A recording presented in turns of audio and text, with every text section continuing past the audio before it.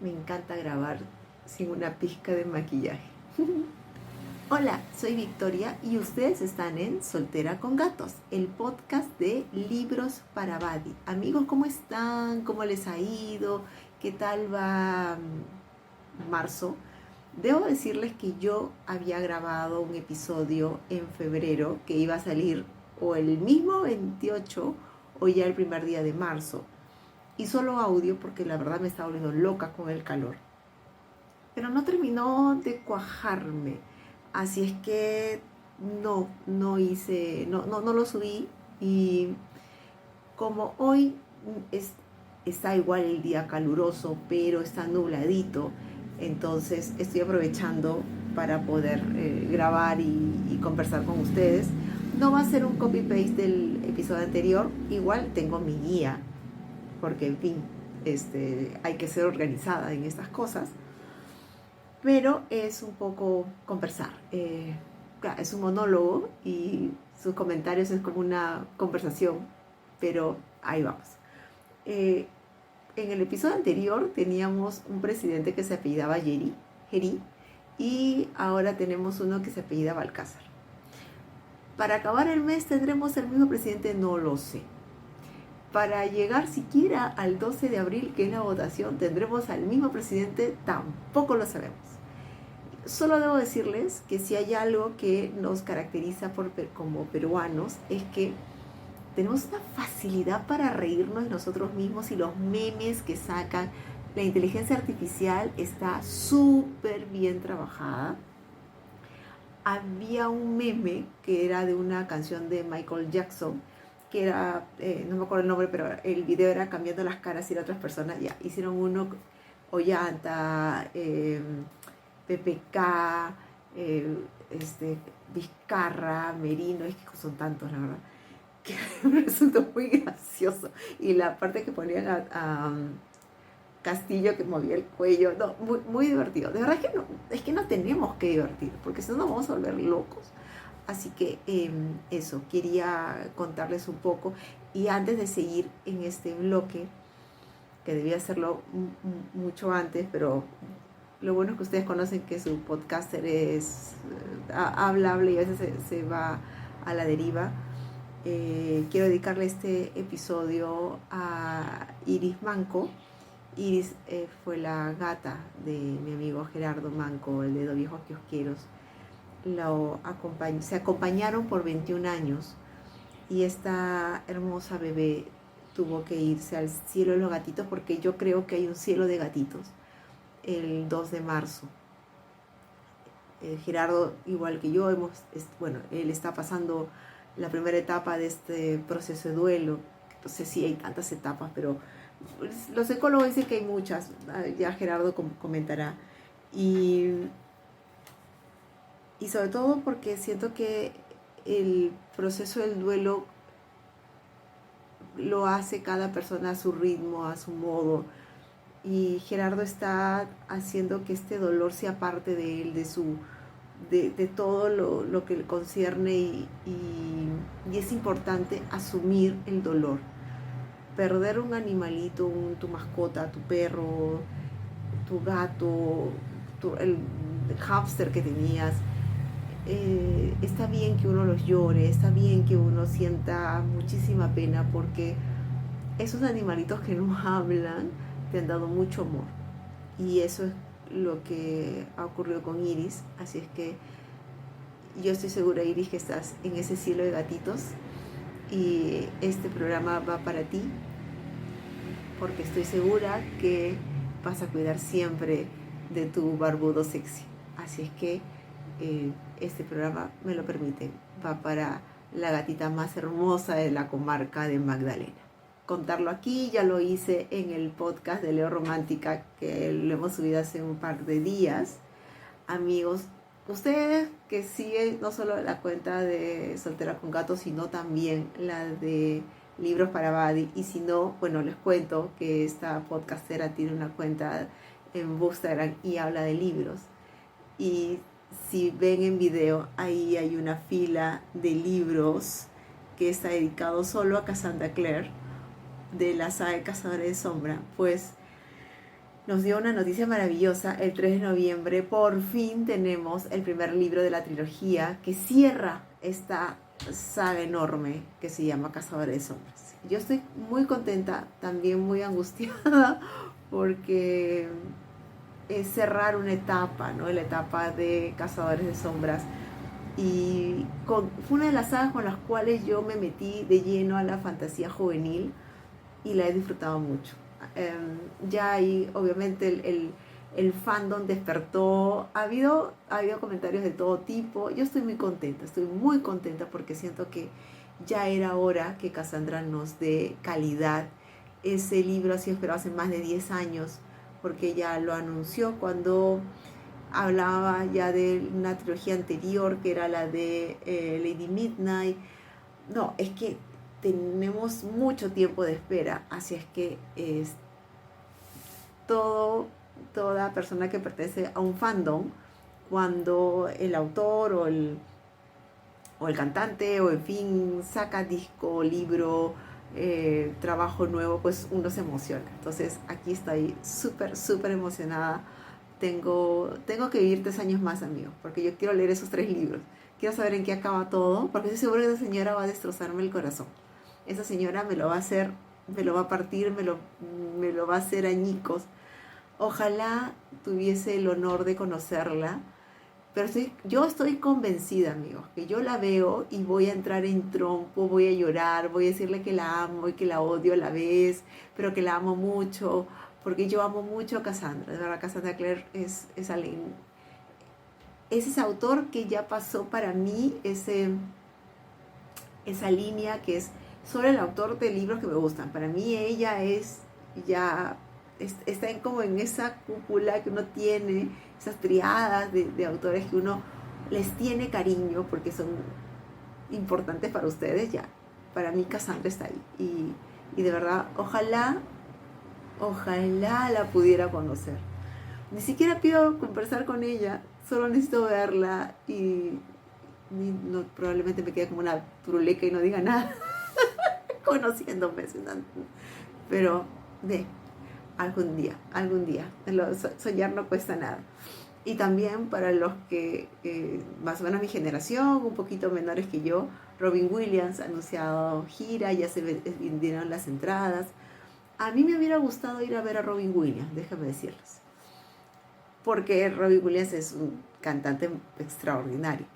Solo que una, Misia, dos, que va a ser en el Arena, y aunque yo nunca he ido a un concierto que se ha hecho en ese lugar, he escuchado comentarios todos malos, ¿no? Que el lugar es difícil de llegar, salir es un desastre, hay que caminar un montón, los taxis te cobran un mundo, entonces, y que no es un lugar para un concierto. Robin Williams, no sé por qué no lo mandaron, no sé, al estadio de San Marcos. O sea, Robin Williams te llena un estadio.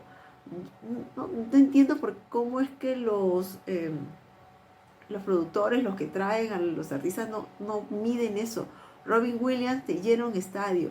Puede haber sido el de San Marcos, puede haber sido el de la U, puede haber sido el Nacional. O sea, debió.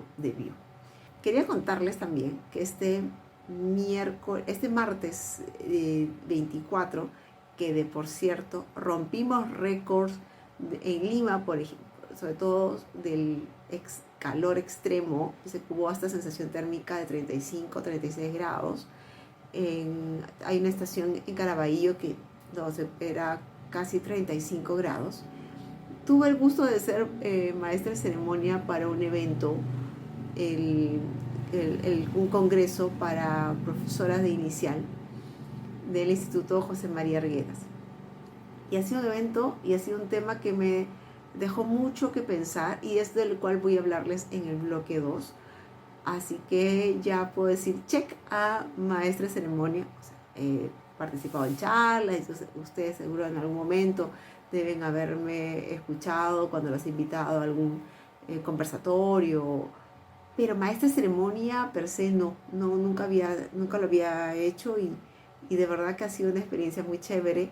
El único tema que tenía que haber ido en vestido, amigos, y tuve que comprarme un vestido. Y es que yo no soy de ropa formal, así es que, y zapatos. Ah, no, pero yo de mi casa, porque era en Lince, me fui en zapatillas. Ya cuando llegué me cambié y me puse zapatos. Pero olvídense, los zapatos y yo no somos buenos amigos y con el calor menos todavía. Pero salió bien, yo siento que salió bien. Estaba muy nerviosa al inicio porque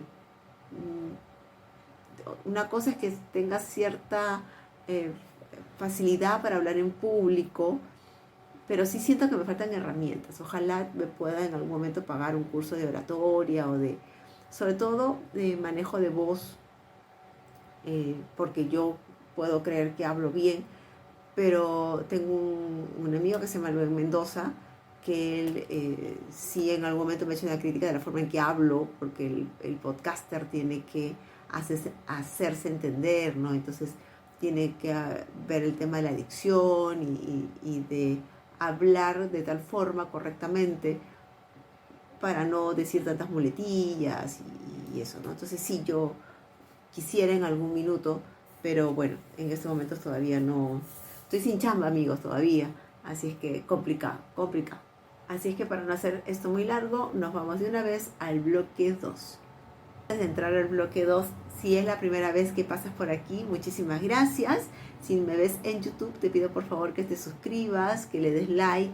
Te agradeceré un montón que comentes en el video, porque eso me ayuda en el algoritmo para que se pueda compartir más. Y si lo escuchas en Spotify, igual, si me puedes regalar 5 estrellas, muchísimas gracias. Y tu comentario de verdad ayuda mucho, porque el algoritmo de Spotify, al tener comentarios, sabe de que este podcast pues algo de interesante debe tener, entonces deja que otras personas se enteren que existo. Así es que les agradeceré mucho sus comentarios tanto en YouTube o en Spotify, donde ustedes escuchen o vean este podcast. Bienvenidos al bloque 2. Antes de empezar a tocar este tema, quiero decir por sobre todas las cosas que yo no soy una experta en educación, mucho menos soy una experta en temas de educación para niños y menos soy psicóloga o terapeuta ocupacional. Quiero hacer este disclaimer previo porque lo que yo voy a comentar aquí es un punto de vista / lo que me ha pasado a mí como experiencias personales y vamos a desarrollar el tema para que sepan de qué les estoy hablando. Les comenté en el bloque anterior que participé como maestra de ceremonia en un evento de un congreso para maestras de kinder, de inicial, y hubieron 2 ponencias. Una de ellas, que me gustó muchísimo, fue la de neurodivergencia, cómo tratar en las aulas alumnos neurodivergentes. Y la magíster que lo habló, Angie Zapata, si no estoy diciendo mal el nombre, si no, igual lo corrijo en la parte de los comentarios, conversó mucho con las maestras y a mí la verdad me resonó muchísimo. Ella, por ejemplo, dice que antes se hablaba de inclusión y que ahora lo que se trata es sobre la neurodivergencia. Todos somos neurodivergentes de cierta forma, solo que la educación se ha dado de una sola forma para que los alumnos aprendan de una sola forma. Pero las personas somos diferentes y las personas aprendemos de diferentes maneras. Y ella, por ejemplo, habló dentro de los niños neurodivergentes de 2 tipos de niños que van dentro de lo que las maestras tienen que ir viendo, porque en muchos casos son las maestras las que le dicen a los papás que el niño tiene que pasar por por lo menos una consulta neurológica, porque hay formas en que él no está aprendiendo como el grupo. Pero como cada vez son más chicos neurodivergentes, entonces son los maestros los que tienen que estar muy capacitados. Y ella, por ejemplo, hablaba, y a mí me hizo mucho, me resonó con él, por ejemplo, con las personas que tienen hipo o el hipo o el hipertiroidismo, ella hablaba de estos niños que son muy sensibles y aquellos niños que no lo son.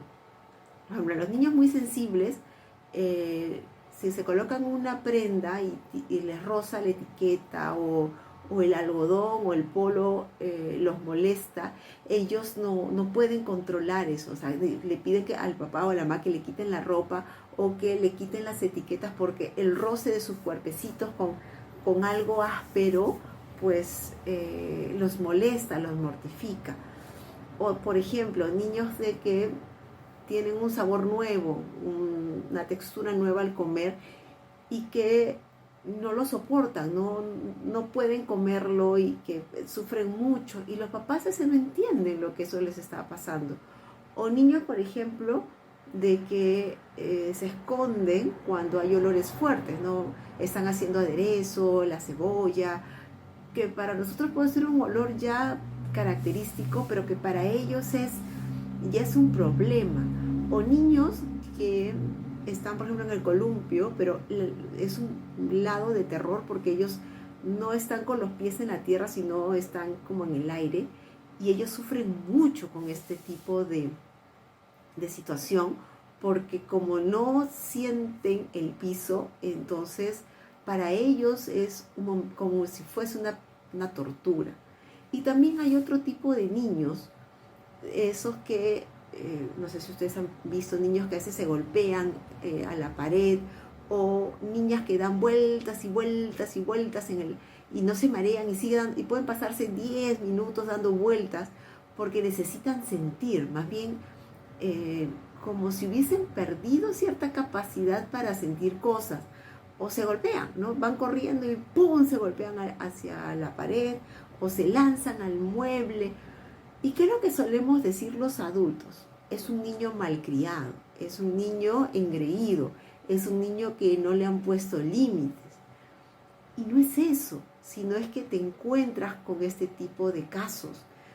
Y la maestra, la magíster que hablaba con las maestras, bueno, ella también era maestra, fue profesora por mucho tiempo para alumnos de inicial, decía que antes se encontraba uno que otro caso, pero que ahora son muchos más. Y él le recomendaba a las maestras que antes de empezar clases debían hablar con los padres.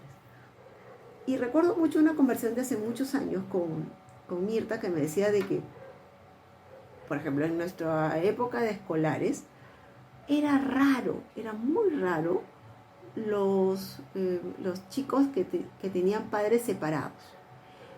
Casi todos teníamos que eran padres presentes en los hogares. Que el hogar sea como sea, en fin, eso no vamos a indagar lo que hay dentro. Pero los chicos teníamos papá y mamá en casa, o sea, papá y mamá. Y era uno que otro que era el papá divorciado o la mamá viuda.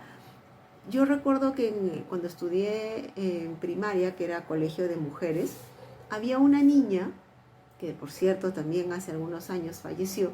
Ella era huérfana de padre. Era un solo caso. Después todas las niñas, todas las del salón, éramos de padre, de familia tradicional, si le quieren poner un término. Más bien ahora las familias son disfuncionales. Son papás muy jóvenes que en algunos casos el niño ya es del segundo compromiso, o que son madres solteras, padres solteros, o que tienen a la pareja, no están casados, pero tienen a la pareja, pero que trabajan y que tienen horarios que paran mucho más tiempo en la calle, con el tráfico de Lima y la forma en que están ubicados los trabajos versus las casas. Entonces llegan tarde del trabajo a la casa, y tenemos un aparatito, acá el celular, en el cual vivimos pegados. O sea, no solamente es con lo que nos comunicamos, sino también con lo que nos divertimos y nos relajamos. Y es entendible, ¿no? Vienes de estar 8 o 10 horas trabajando en un lugar, soportando 2 horas de viaje de ida, 2 horas de viaje de regreso, y lo que más quieres es descansar. pero tienes niños en casa, ¿no? Entonces ya llegas 10, 11 de la noche, y el niño está despierto porque lo cuida la abuela, lo cuida la tía, lo dejaste con la vecina.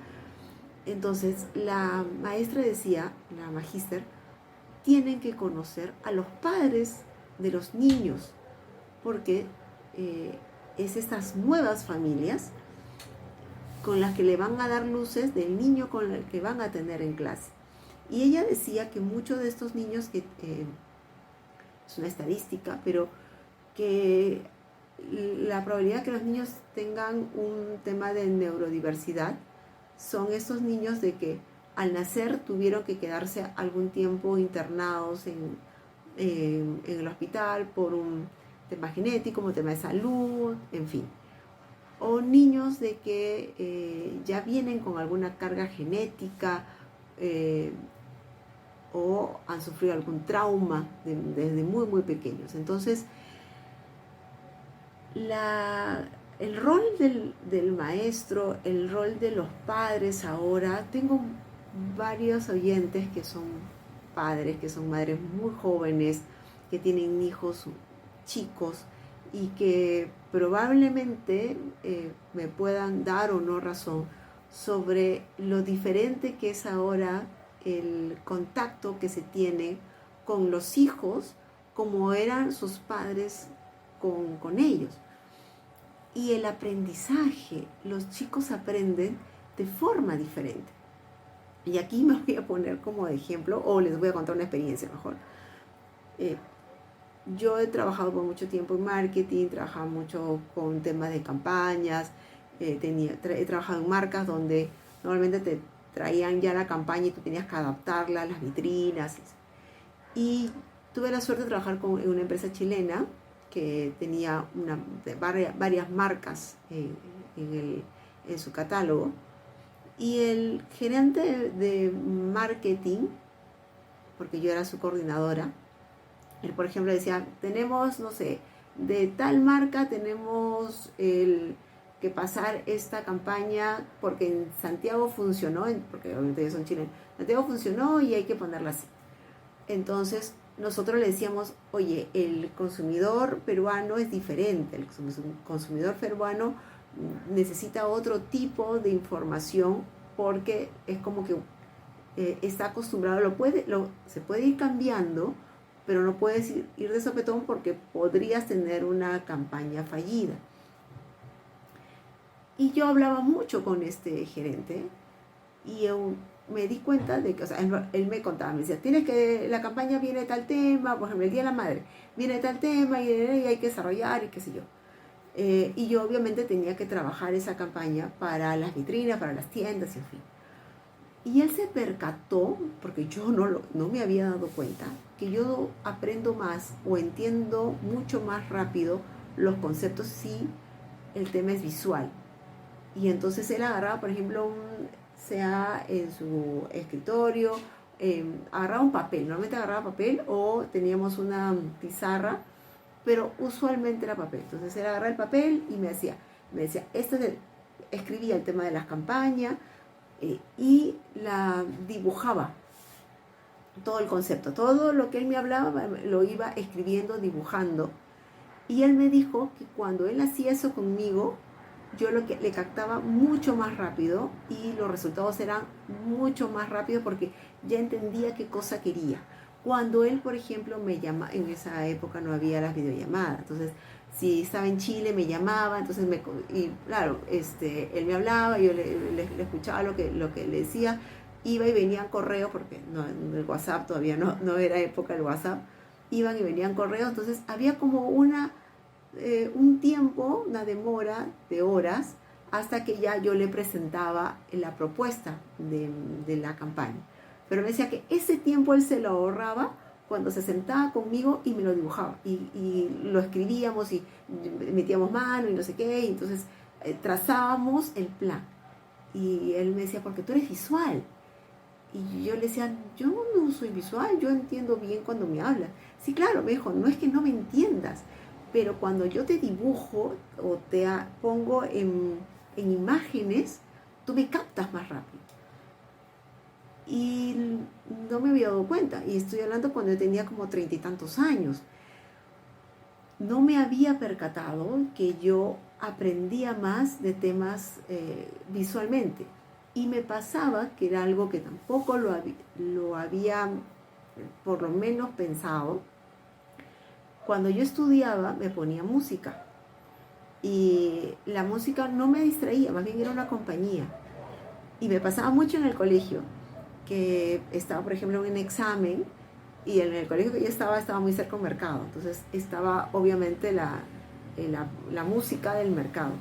Y me pasó más de una vez en que salía una canción con la que yo había escuchado al momento de estudiar, y ¡tlac! Me acordé de lo que estaba estudiando en ese momento y que era la respuesta a la pregunta de ese examen.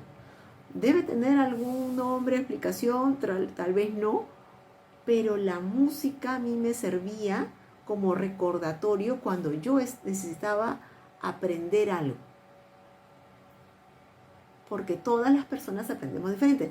Hay quienes no pueden estudiar con música porque se distraen. O no pueden tener, no sé, algo porque si no se distraen. O hay quienes necesitan tener ruido ambiental, sea la televisión, sea YouTube, no sé qué, y trabajan bien y se desarrollan bien.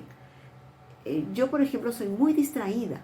Entonces tú me pones una serie y me pego a la serie y me olvidé del trabajo. Soy muy distraída. Entonces no puedo mirar algo, o sea, eso de que tengo amigos que me decían que veían Betty la Fea mientras trabajaban, olvídense. O sea, porque estoy segura de que yo estaba en la mitad, me ponía a ver Betty la Fea y me olvidaba de la chamba. Pero con música sí sentía de que la cosa podía fluir más. Y lo de visual lo descubrí años después. Y luego empecé a tomar conciencia de que yo hacía muchas notas. En mi época habían estos cuadraditos, estos cartoncitos que uno compraba en la librería y hacía anotaciones. Y yo trabajaba, fichas se le llamaba, y yo trabajaba con muchas fichas, porque para mí el aprendizaje tenía un tema y yo le ponía 3 frases y ya lo dibujaba, o sea, no es que sea una artista, pero si tenía alguna imagen de refuerzo, si yo lo hacía, lo aprendía más rápido. ¿A qué voy con esto, amigos? Porque obviamente todo este comentario tiene que ir a un punto. De que sean ustedes padres de familia o tengan responsabilidad de un adolescente o de un niño, hay que dejar ese estigma de ese niño que hace ruido, ese niño que grita, ese niño. Me ha pasado, yo lo he dicho más de una vez, cuando a veces estaba en un centro comercial y el niño se ponía, le probaban la ropa y el niño se ponía a gritar. Y yo decía, ¿qué niño para malcriado? No, es que su cuerpo no soportaba cierto tipo de tela. Y son cosas que uno va aprendiendo. Es muy fácil juzgar. Juzgamos sin medir. Y como les digo, yo paciencia con niños not found, como dice una TikToker que sigo. Pero también tengo que ser consciente de que el aprendizaje, no sé si es que ha cambiado, pero no debería ser la misma forma de aprendizaje para todos. Porque no es que uno sea más inteligente que otro, simplemente que ha tenido una mejor forma de aprender. Yo siempre he pensado que era muy mal en matemáticas. Y también también te pones esa idea en la cabeza de que eres mal en algo y no va a haber nada que te lo cambie. Pero resulta que no, simplemente que lo más probable es que yo hubiera necesitado otra forma que me enseñen las matemáticas. Porque las matemáticas son importantes, porque te ayudan a razonar, te ayudan a poner las cosas de forma espacial. Para eso te sirven las matemáticas. Pero si tienes profesores que en vez de ayudarte, más bien te ridiculizan o te ponen en ese grupo de los tontos que no saben, entonces es muy duro. Y les digo una cosa, cuando, no sé cómo será ahora con los profesores, las mis que hablaban ese día decían de que ya no se podían acercar mucho o tener, porque ahora te sancionaban en los colegios. La ridiculización de los profesores hacia los alumnos en mi época escolar era pan de cada día.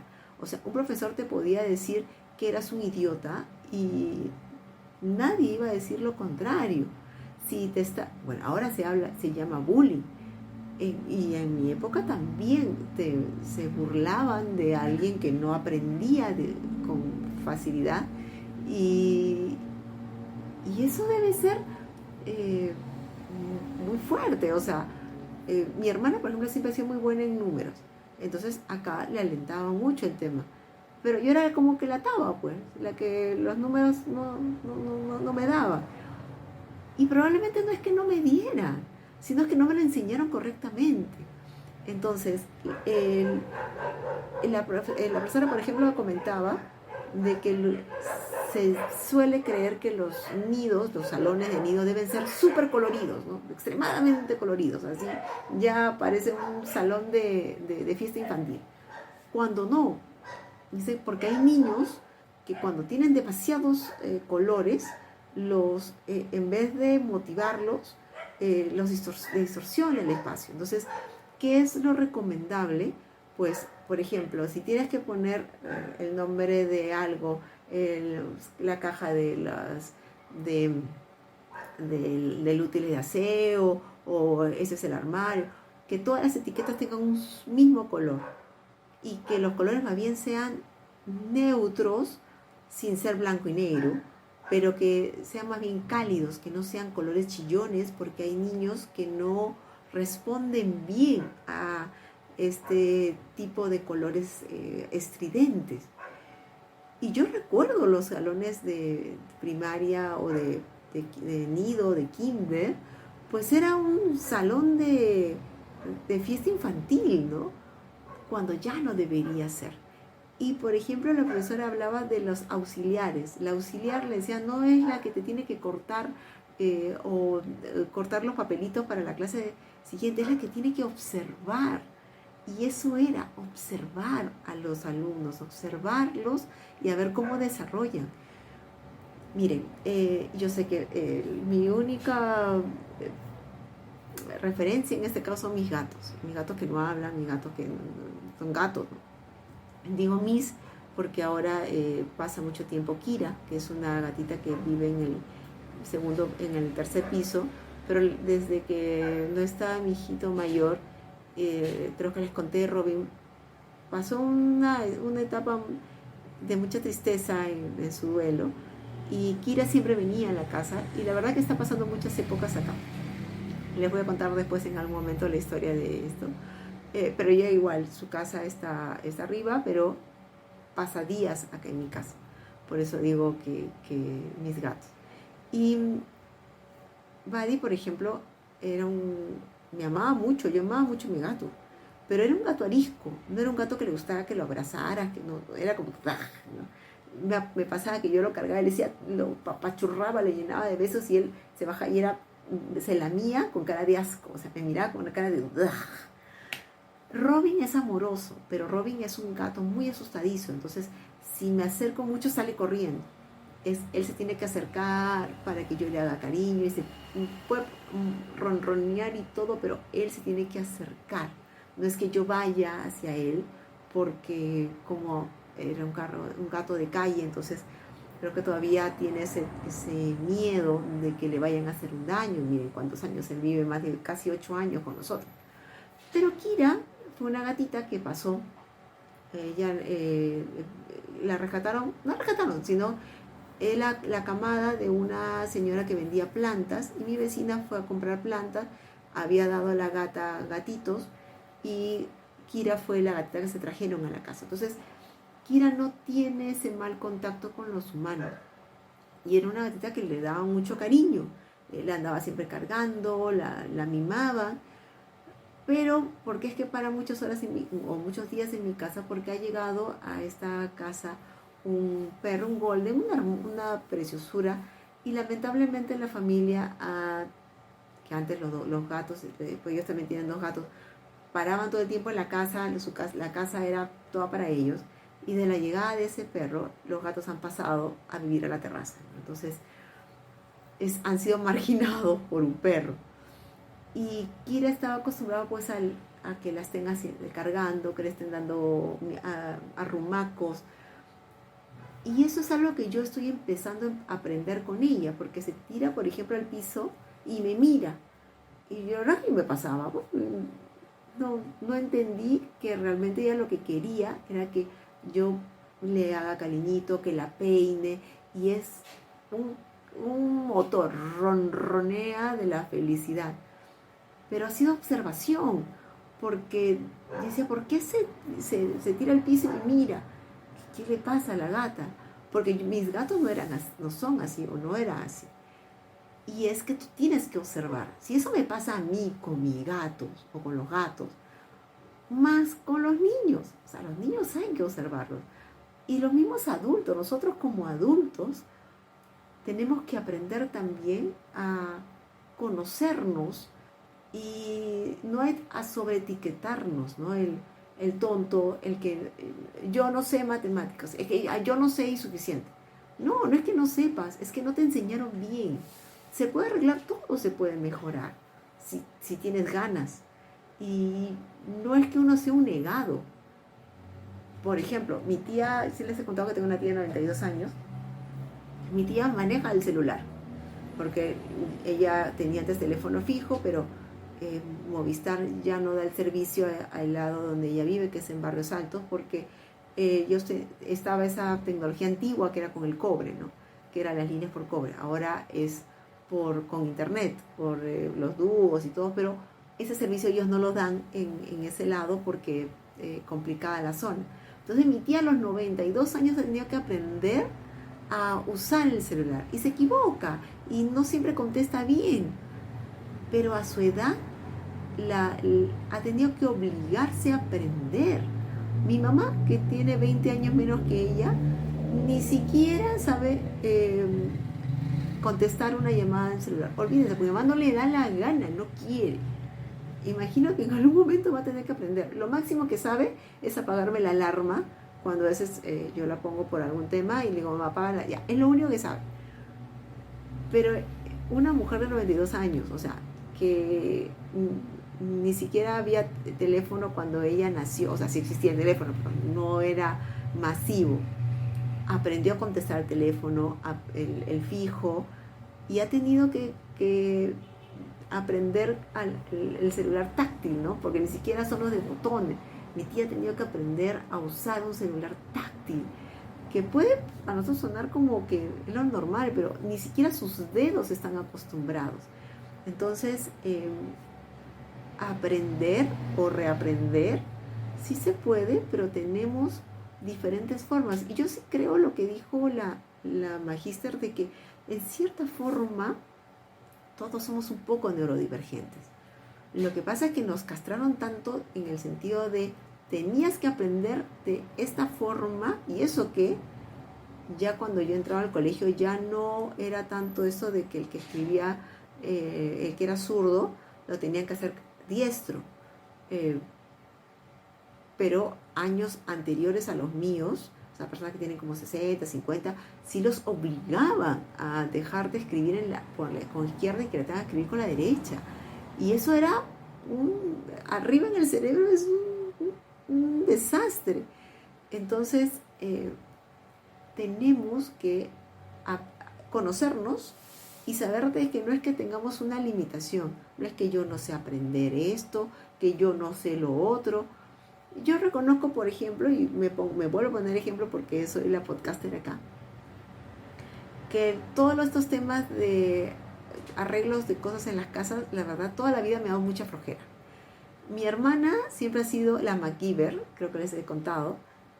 MacGyver, para los que son menores de 40, era un programa donde el protagonista se apellidaba MacGyver y el mano te abría una bomba, te piloteaba un avión. No, el tipo hacía todo, por eso era MacGyver. Y este personaje se le dice a los de 40 para arriba, aquel que hace, o el multiuso, ¿no? Que sabe hacer todo. Mi hermana sabe cambiar chapa, bueno, las antiguas, focos, te entiende de temas eléctricos. Debo decir que a mí me daba mucha flojera y con la justa cambiaba el foco. Pero la necesidad también te hace arriesgarte, porque también es un tanto de riesgo. Yo vivo en una zona donde por sí todo es lejos y todo es más caro por lo lejos que vivo.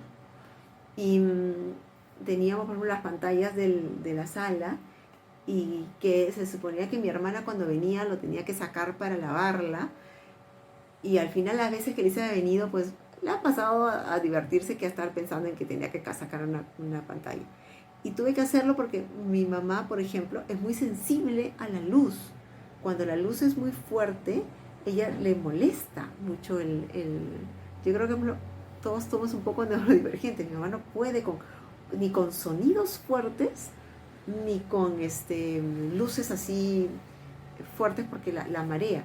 Cuando íbamos al cine, digo íbamos porque hace mucho que no vamos, ella empezaba la película y se ponía algodoncitos o se tapaba porque me decía que obviamente el surround y el sonido y no sé qué, ella sí le molestaba. Por eso siempre nuestros asientos eran en la parte muy alta porque como que ya no llegaba tanto el sonido. Y tuve que cambiarle, teníamos los colores blanco a cálido. Y era mirar, o le pedía el favor a un amigo abajo, que es muy buena onda, mi vecino, o yo me arriesgaba. Y era como, bueno, me arriesgo. En enero hemos comprado una trotadora y la trotadora viene para que tú la armes. Entonces yo dije, yo lo voy a armar. Y eso que viene con instrucción, y las eran bien básicas.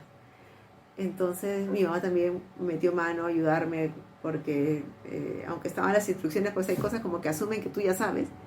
Y ¿saben qué? Me sentí muy orgullosa porque dije, mamá, podemos armar un coso de esto sin tener que pedirle ayuda a un hombre. Y eso es lo que me hace muy feliz. y sí, o sea, hace un tiempo yo he dicho, no hay forma, yo no lo hago, no. Y hubiera pedido favor a mi vecino, o en fin, tal vez hasta hubiera contratado a alguien. Pero no tengo plata para pagarle a nadie. Y dos, que qué vergüenza estar llamando a mi vecino para todo. Entonces me puse a armar y dije, bueno, algo saldrá. Y salió bien. Así que yo sí creo que hay formas diferentes de aprender. Mi amiga Juanita Olazábal, ella que es una extraordinaria profesora de inglés, por ejemplo, ella practica mucho el tema de las formas diferentes que tiene para enseñarte inglés.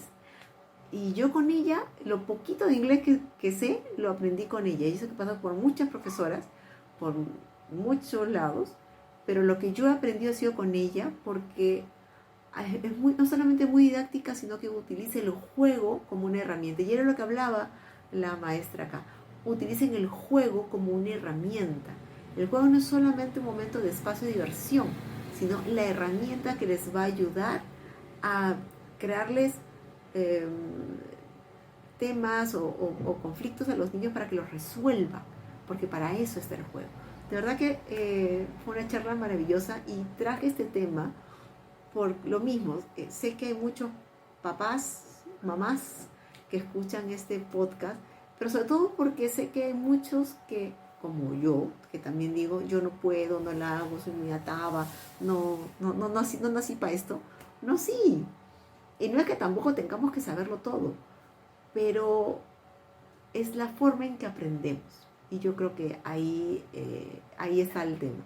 Y como siempre, este es un podcast que debe ser un poco literario, pero yo me voy en floro y hablo más de otros temas. Quiero recomendarles 3 novelas, 2 novelas, un manga, que hablan sobre esta temática. Vamos a empezar con una novela que yo amé mucho. Por cierto, creo que no tengo reseña en el canal de Libros para Bali. Bueno, les hablo de Mañana, Mañana y Mañana. Esa novela ganó un premio Goodreads, es de Gabriel Sevin. Si te gustan los videojuegos, vas a amar esta historia. Si no te gustan los videojuegos, porque a mí con los videojuegos igual me pareció genial. Son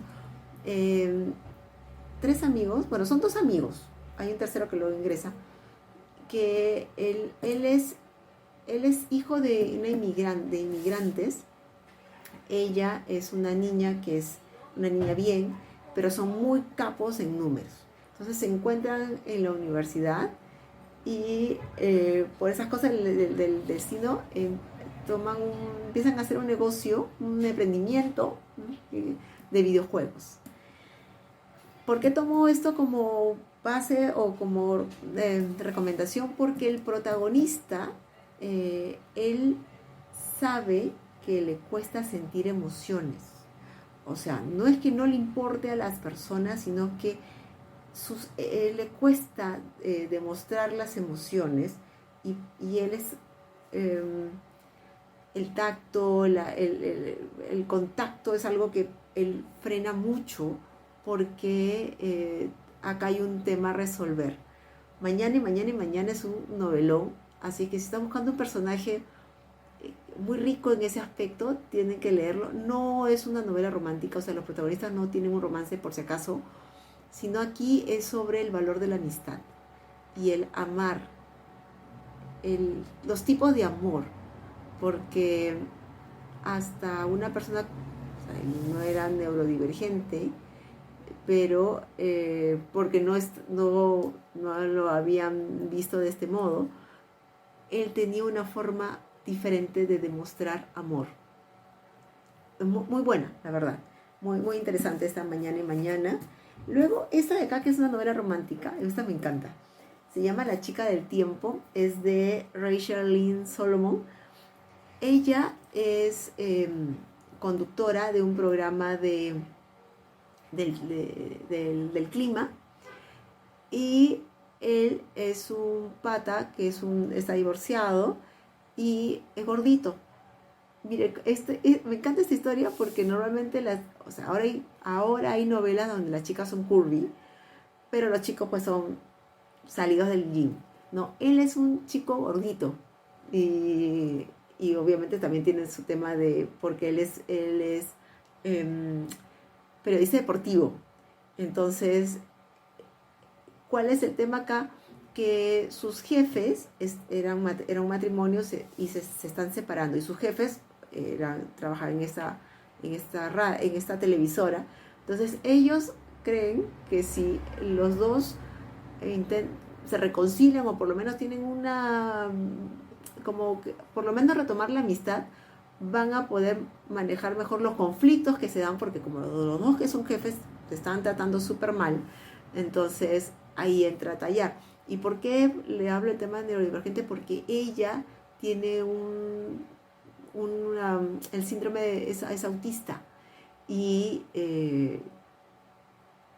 los autistas igual se pueden desarrollar en la sociedad, y a ella le cuesta, por ejemplo, ciertas cosas, les cuesta también acercarse a las personas, y muchos la tachan de fría o que no le importa nada, pero es que ella tiene otro código para desenvolverse. Es hermosa, La chica del tiempo, se la recomiendo muchísimo. Y este es un manga. Me estoy tomando la libertad de ponerlo como dentro del conjunto por uno de los personajes. Está en español, la han traducido como En la misma clase. Es un boy love, o sea, es un romance entre dos chicos. Y esta es de... tiene un nombre en japonés, así que no me pidan que yo lo diga porque lo voy a decir súper mal. Estos chicos están en su clase, en la clase de canto, porque es un coro, porque va a haber una actuación, y hay uno de ellos canta muy bien porque tiene un grupo de rock y todo, y se da cuenta que hay un pata del que, por cierto, este chico no habla con nadie, es el cerebrito y es así como que no canta, porque, o sea, hace la mueca como si estuviese cantando, ¿no? Todos cantan ya. Y él se le acerca y le dice, ¿no te sabes la canción? Y dice que no, es que no sé cantar. Entonces, a raíz de esto, ellos se hacen amigos y surge un romance lindo. Tiene una película. La película está bien hecha, el manga es una cosita preciosa. Y él, uno de ellos es como un autismo también, porque también le cuesta decir sus emociones. Si no estoy mal, también tiene un tema con los olores. Es muy chévere. La verdad que este manga yo le amo mucho. Le amo con todo mi corazón. Sé que hay algunos más, pero este es como que los tres principales están en su época de último año de secundaria. Es lindo, es lindo. Yo sé que el manga ha avanzado hasta la época que ellos ya son adultos. Blank, si no me equivoco, se llama uno de estos, pero de verdad es una cosita preciosa, se la recomiendo un montón. Yo la compré en Crisol, no sé si todavía la siguen vendiendo. Igual Busca Libre, Corazón, siempre es el mejor lugar para encontrar los libros que no se encuentran en las librerías presenciales o en las webs nacionales. Y eso es mi recomendación en este bloque 2. Mi franja electoral. El 12 de abril tenemos una misión: evitar que los congresistas actuales, con sus partidos actuales que han hecho un desastre a nuestro país, continúen. Por estos no, son todos estos partidos políticos que quieren seguir en el poder, pero también estos nuevos que están reciclando a congresistas actuales que se quieren volver senadores o diputados. Amigos, por estos no. Busquemos otra gente que no sé si será mejor o peor, probablemente sean un desastre también, pero basta ya de que los Acuña, los Fujimori y toda esta gente se lleve el país como lo están haciendo. Así es que por estos no, amigos. Esa es mi franja electoral. Para cerrar, quiero primero recomendarles que vayan a la lucha libre. El aniversario, creo que ya están las entradas en estos momentos ya copadas, pero la lucha libre no hay forma de explicártela si es que no vas. Es un espectáculo que tienes que ir, que tú tienes que disfrutar. El aniversario, que va a ser el 21 de marzo, casi segura que las entradas ya están todas vendidas, pero si no has comprado tu entrada para ver la lucha libre, anda en abril, anda en los siguientes meses, porque es que es un espectáculo maravilloso. Tienen que ir a verlo. Y les vengo a recomendar, como siempre, no solamente el que escuche mi podcast, sino el de La Romántica Perú, si les gusta la novela romántica, pero recordarles que esto es un podcast, el de La Romántica, donde hacemos una crítica hacia la novela romántica. No es que todo nos parezca rositas y mariposas, no. Nosotras hablamos de la novela romántica, pero también la criticamos. Les recomiendo también que escuchen o que vean de Filarmonía, Dragones de Colores, donde está Luchito Morocho y mi papi Gerardo Manco. Están haciendo ellos un programa de cómics peruano. Es bien de nicho, pero es muy interesante, muy interesante. Así es que vayan a darle amor, vayan a verlos. Y también, obviamente, a mis papis de Dos Viejos Kiosqueros. Y yo estoy de paso escuchando el podcast de Sergio Zulueta, ex Laurus, nunca me sé bien el nombre, perdón Sergio. No solamente si estudias Derecho, sino porque tiene información bien interesante si estás haciendo tu tesis, si estás estudiando, porque la verdad que es muy buena, independientemente de la carrera. Si estudias Derecho, mejor todavía, o si eres un abogado que recién ha salido, mucho más te va a servir los datos, porque van como que directo a ti. Pero si eres un estudiante universitario, yo creo que te va a servir mucho la información que te da Sergio. Y eso es todo. Se vienen cositas. Este episodio, si la vida me da, sale el jueves 5. Y el jueves 5 voy a participar en una actividad que ya se las contaré en el episodio de Leo Romántica. No en este, pero igual seguro algo me guardo para contarles acá. Gracias por estar aquí, por ver el podcast. Y sí, yo creo que funcionó más mirándome, porque de verdad los dos que grabé No, miento, grabé uno, grabé una entrada, grabé otro y dije, no fluyo. Yo creo que necesito mirarme. Gracias nuevamente por estar acá, por ver el episodio. Si pueden comentar, se los agradeceré un montón, por favor, porque me ayuda muchísimo tanto en YouTube como en Spotify o en la plataforma de podcast que lo escuchen.